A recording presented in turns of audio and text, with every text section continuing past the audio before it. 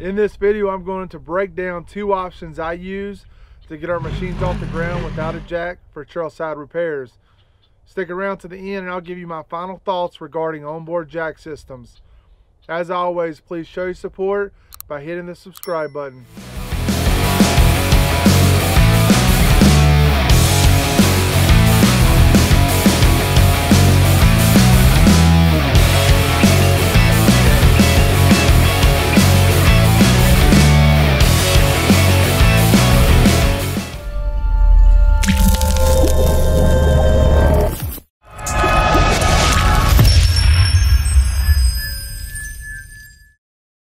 Before we get into options, let's talk disclaimer. This is not a how-to video. This is not me suggesting this is how you lift your machine off the ground. This video is only showing what I had to do when I didn't have a jack for a trailside repair. I don't suggest doing this because it's dangerous and irresponsible. This is just story time for entertainment. Tools I needed. We didn't plan for either of these situations to happen, but when they did, we were only left with the tools we brought that day. Tools we used were a snatch block, a tree saver, and a winch. All our machines are equipped with a winch, and most of the people we ride with have winches also. If you don't have one, I highly suggest looking into getting one because they can be so useful in so many ways. Also, don't go cheap on the snatch block. I have a heavy duty overbuilt one because with my experience, the $9.99 ones rattle loose over time and just not ready to be used when you actually need them. Those are just my thoughts, so take it for what it is.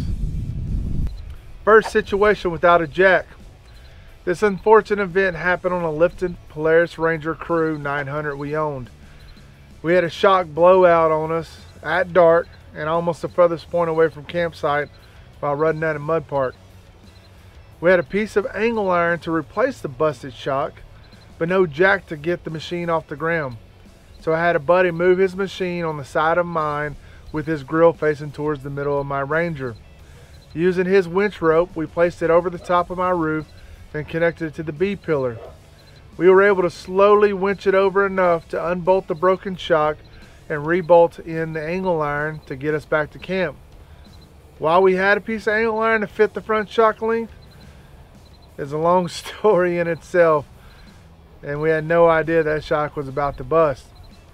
Second situation without a jack. This unfortunate event happened on a two-seat Razor 1000 XP we owned.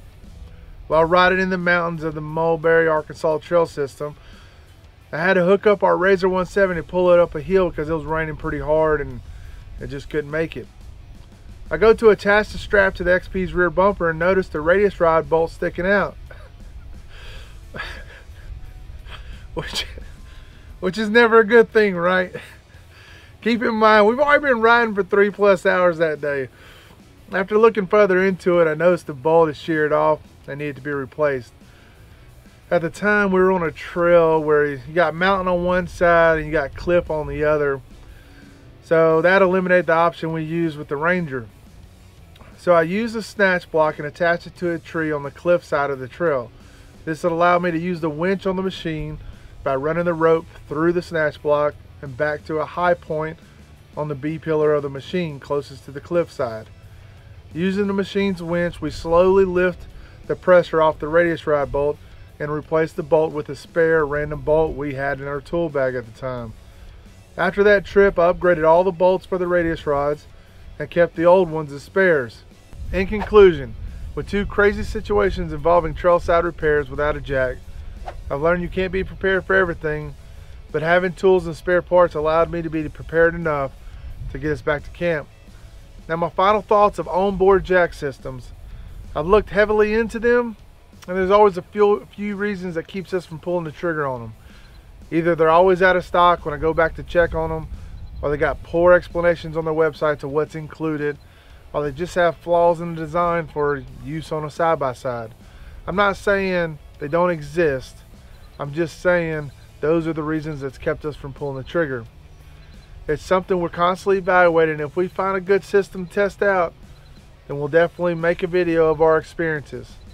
Please check out the description of this video for links to all the products we mentioned. Using the links in our description to buy these products helps us to to continue to bring you great information like this video.